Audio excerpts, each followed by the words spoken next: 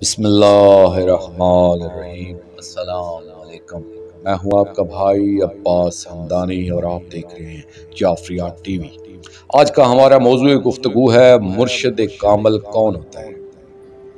दोस्तों, आपने अगर औलियाए कराम रिजवानुल्लाह अलैहिम के मलफूजात का मुताला किया होगा तो आपने देखा होगा कि हर वली अपनी वलायत को मुर्शिद की अता समझता है। जैसे हजरत बाहू सुल्तान रहमतुल्लाह अलैह के अबियात ही में देख लें, वो फरमाते हैं, जीवे मुर्शिद सोना बाहू जै ए बूटी लाई हूं। यानी वो बार बार जीवे मुर्शिद फरमा कर बता रहे हैं कि मुर्शिद ही सब कुछ होता है। अब कोई बताए कि मुर्शिद का काम सिर्फ अहकाम फ़िक़्ह से आगाह करना होता है, यानी वो निकाह व तलाक व इस्तिंजा व इस्तबरा के मसाइल बताता है, इसलिए इसका ये मर्तबा है। मुर्शिद क्या होता है ये तो अहले फ़क्र व इरफान ही समझ सकते हैं, क्योंकि जैसे कमसन बच्चे के लिए माँ बाप का मकाम होता है, वही मकाम एक मुब्तदी के लिए मुर्शिद का होता है। रूहानियत का सफर मुर्शिद कामिल के बगैर तय करना नामुमकिन होता है और मराइल फ़क्र मुर्शिद की रहनुमाई के बगैर तय नहीं किए जा सकते। मुर्शिद का मकाम इस तरह समझा जा सकता है कि जैसे जिस्मानी अमराज के लिए एक हाज़क, हकीम या डॉक्टर होता है, जिस्मानी तरक्की और सेहत के लिए जैसे एक कोच की जरूरत होती है, या जैसे अमूमी तालीम के लिए एक उस्ताद की जरूरत होती है, इसी तरह रूहानी उस्ताद मुर्शिद कामिल होता है। जिस तरह नीम हकीम जान का खतरा होता है और नीम मुल्ला ईमान का दुश्मन होता है, इसी तरह नीम मुर्शिद अब्दी हलाकत का बायस होता है। इसलिए मुर्शिद को कामिल होना जरूरी है और इसे फकर में मुर्शिद और अहले शरा इससे शेख का नाम देते हैं। हिंदी जबान में इसे गुरु कहा जाता है और इंग्लिश में इसे मास्टर कहते हैं। पहले जरा मुर्शिद के मानी का और मकाम का तयन करते चले। अरबी में रुशद गई की जिद माना जाता है, जैसा कि कलाम इलाही में इरशाद है, कद तबय्यना अल रुश्द मिनल गई, यानी गई के मानी अगवा के हैं और अगवा के मानी है किसी को सीधे रास्ते से धोखे से या जबरन हटाकर ले जाना, जिसका जदीद तर्जमा है हाईजैक या किडनैप करना। इसे मैं एक मिसाल से पेश करता हूँ। एक शख्स को किसी सड़क पर जा रहा था, वो चाहता था कि जल्द अज जल्द अपने घर पहुंच जाए। अचानक रास्ते में चंद हाईजैकर्स मिल गए और इसे अगवा कर लिया। इसने लाख कोशिश की मगर इसे उन्होंने आजाद न किया। वो हाईजैकर से दूर ले जाना चाहते थे कि रास्ते में इसे इस हालत में पुलिस के एक आला अफसर ने देख लिया और समझ गया कि ये शख्स को हाईजैक करके ले जा रहे हैं, तो इसने इनका ताक़ब किया और इसे इन हाईजैकर से आजाद करवा लिया और खुद इसे इस शख्स के घर तक पहुंचाया गया। इसमें जो हाईजैकर्स थे वो अगवा कुनंदा थे और जो इस शख्स को इनसे वापस छीन कर घर तक लाया, इसे इस्तिलाही तौर पर मुर्शिद कहते हैं। इंसान भी जब सिराते मुस्तकीम पर मसरूफ सफर होता है और अपनी मंजिल की तरफ गामजन होता है, तो इब्लीस मलाउन इसे हाईजैक कर लेता है। तो इस वक्त इसे अगर कोई इस मलाउन से छुड़ाकर मंजिल तक ले जाता है तो वह मुर्शिद होता है। इस दुनिया में जो कश्मकश खैर और शर है, इसमें इब्लीस के मुकाबले में जो अल्लाह की तरफ से रेस्क्यू ताकत है, वो मुर्शिद ही होता है। बाज लोगों का ये गुमान है कि इस कश्मकश में अल्लाह बामुकाबले शैतान है, नाउज़ बिल्लाह। या कुछ लोगों का कहना है कि इसमें पाक ज़वात मुतालिया अलैहिम अस्सलातु वस्सलाम बामुकाबला शैतान है, नाउज़ बिल्लाह। ऐसा नहीं है, बल्कि इस जंग में इब्लीस मलाउन बामुकाबला मुर्शिद होता है, क्योंकि इब्लीस गुमराह करता है और सिराते मुस्तकीम से अगवा करता है और मुर्शिद ही वापस राह हदायत पर लाता है। मुर्शिद का काम फ़क़ी मसाइल बताना नहीं होता और ना ही इस्तंजे व इस्तबरा के मसाइल बताता है। ये काम एक फ़क़िया का है, ना कि मुर्शिद का, बल्कि मुर्शिद रूहानी सफ़र में रहनुमाई फरमाता है। जो यतीम का मोनस व मददगार हो, इससे भी मुर्शिद कहा जाता है। और जिन लोगों का मालिक गायब हो, इन्हें भी यतीम कहा जाता है। ख़ुसूसन दौरे गैबत के मोमिनीन को यतीम कहा गया है, जैसे कि बहुत सी अहादीस से साबित है। और जो इन बेसहारा मोमिनीन की रूहानी मदद व मामनत फरमाए, इसे भी मुर्शिद कहा जाता है। अब यहाँ एक सवाल पैदा होता है कि आखिर मुर्शिद की जरूरत क्यों करें और इसकी ड्यूटी क्या है।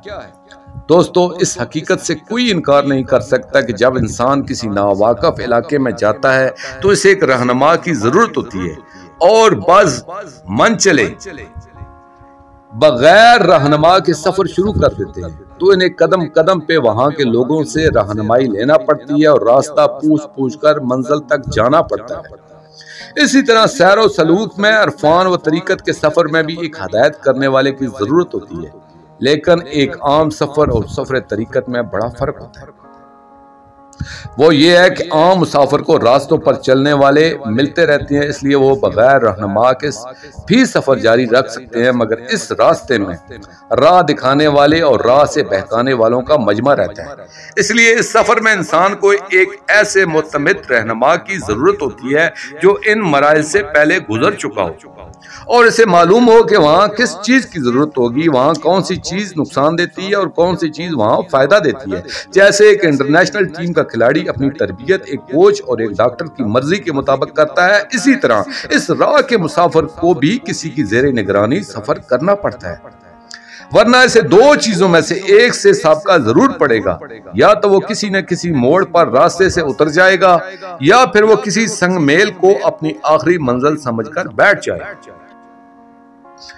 इस मकाम पर मुनासिब होगा कि मैं अपने एक काबिल सद एहतराम मेहरबान का वाक़या आपको सुनाऊं। इनका वाक़या यह है, जब उन्होंने अपने मुर्शिद पाक रहमतुल्लाह अलैह का कलादा इरादत पहना तो उन्होंने इसकी मानवी तरबियत शुरू फरमा दी, जो तवील अरसे तक जारी रही और मराइल तय होने लगी। अब वो मकाम भी आ गया जो हर मुर्शिद के लिए इम्तिहान का वक्त होता है।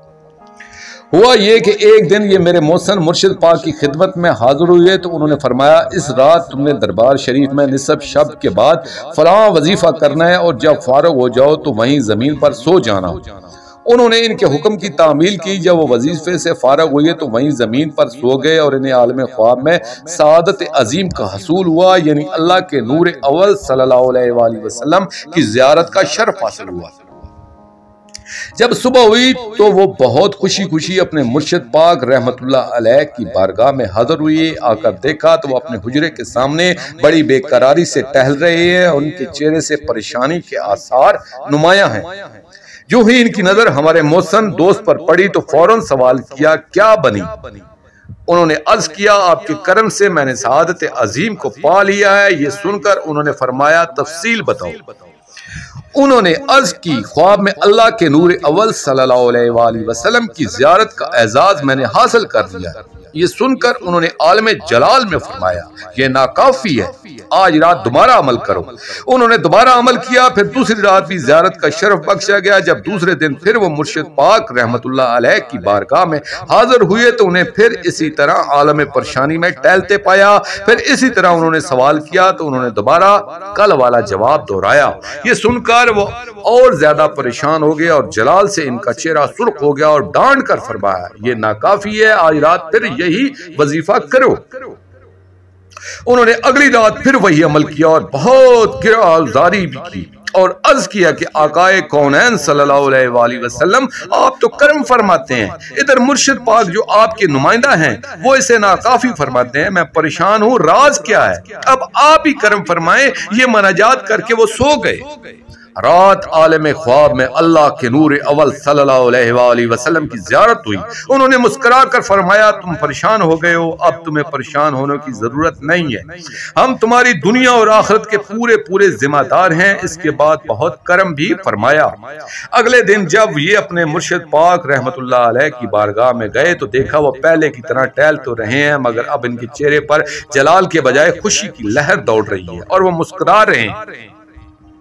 जो इनकी निगाह इन पर पड़ी, फौरन पूछा, क्या बनी? उन्होंने बयान किया, अब हमारे आका और मौला सल्लल्लाहु अलैहि वसल्लम ने सारी जिम्मेदारी ले ली है। ये सुनकर उन्होंने फरमाया, अब हुई ना बात। अब आप यहाँ खुद सोचें कि अगर कोई आम आदमी होता तो इस पहली रात की ज़ियारत को काफ़ी समझता, मगर मुर्शिद का सिर्फ मालिक के मुतलक सल्लल्लाहु अलैहि वसल्लम से वासल करना ही नहीं होता, बल्कि दुनिया व आखिरत की इन्हीं से जिम्मेदारी दिलाना भी इसका फर्ज होता है। और यही मुर्शिद का मकाम इम्तिहान होता है, क्योंकि कोई जितना बड़ा क्यों नहीं वो अपनी जिम्मेदारी तो नहीं दिला सकता। असल मालिक मुतलक सल्लल्लाहु अलैहि वसल्लम और उनकी पाक आल अलैहिस्सलातु वस्सलाम ही से जिम्मेदारी दिला सकता है। और जब तक वहां से दुनिया और आखिरत की जिम्मेदारी नहीं मिलती, इसका जीना दो बार रहता है।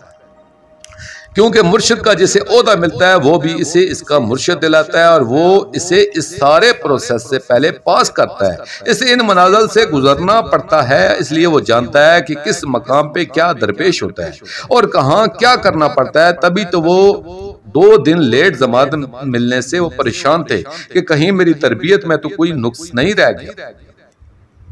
मुर्शिद के फराइज और मुश्किलात का आम आदमी अंदाजा नहीं कर सकता कि किसी की दुनिया वकबा की जिम्मेदारी लेना कितना मुश्किल काम है। और इस दौर में लोगों ने नाम निहाद मुर्शिद देखे हैं, इसलिए वो समझते हैं कि मुर्शिद का काम सिर्फ तावीज़ात देकर रकम बटोरना है और चंद तबलीगी तकरीरें करना ही मुर्शिद का काम है। हालांकि ऐसा नहीं है, बल्कि जब कोई किसी के हल्का इरादत में दाखिल होता है तो वो इसकी जिम्मेदारी बन जाता है। इस बात को समझाने के लिए आपको एक हकायत सुनाता हूँ।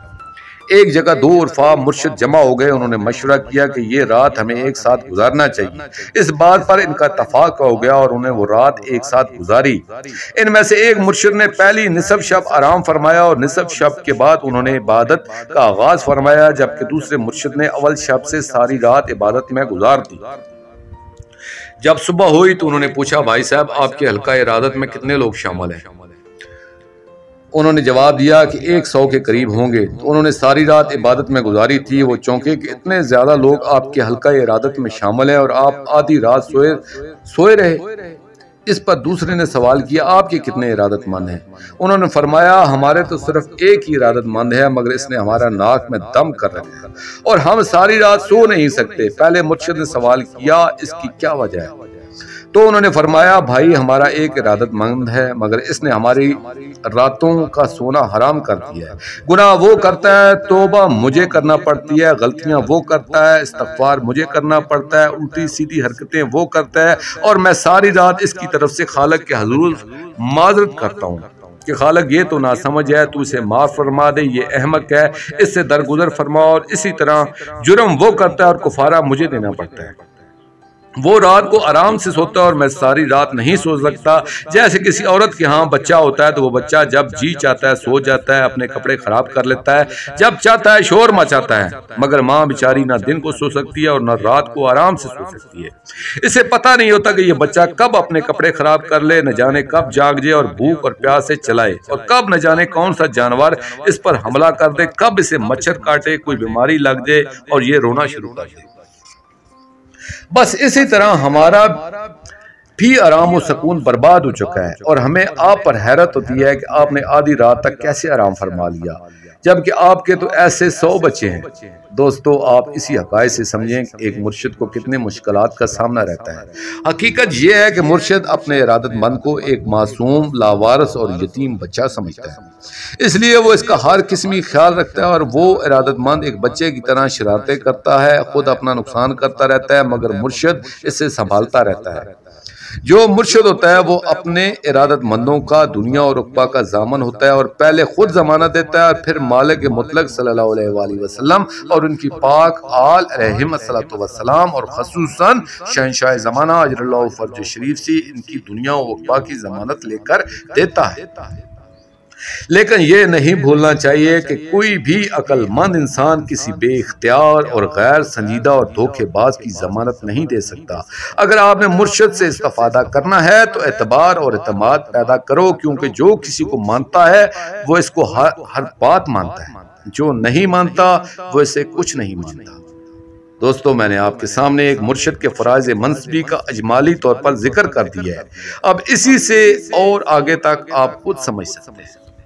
दोस्तों, आखिर में मैं शुक्रिया अदा करूँगा अपने मुर्शिद करीम सैयद मोहम्मद जाफरुल ज़मान नकवी अल बुखारी सरकार दामिज़िल्लाहु ताला का। ये मजमून मैंने उनकी किताब इसरार अल अब्दियात अमली रूहानियात से पेश किया है। और आखिर में अपने पाक शहंशाह की बारगाह में दुआ करेंगे, अल्लाह जल या मुर्शिद अल-आबाद, या वली अल मज़लूमीन, या अमान अल खाइफीन, अजरल्लाहु ताला फरजक व सल्लल्लाहु अलैका या रब्बा मुहम्मद व आले मुहम्मद सल्लल्लाहु मुहम्मद व आले मुहम्मद वाजिल फरजा आले मुहम्मद सल्लल्लाहु अलैहि वसल्लम।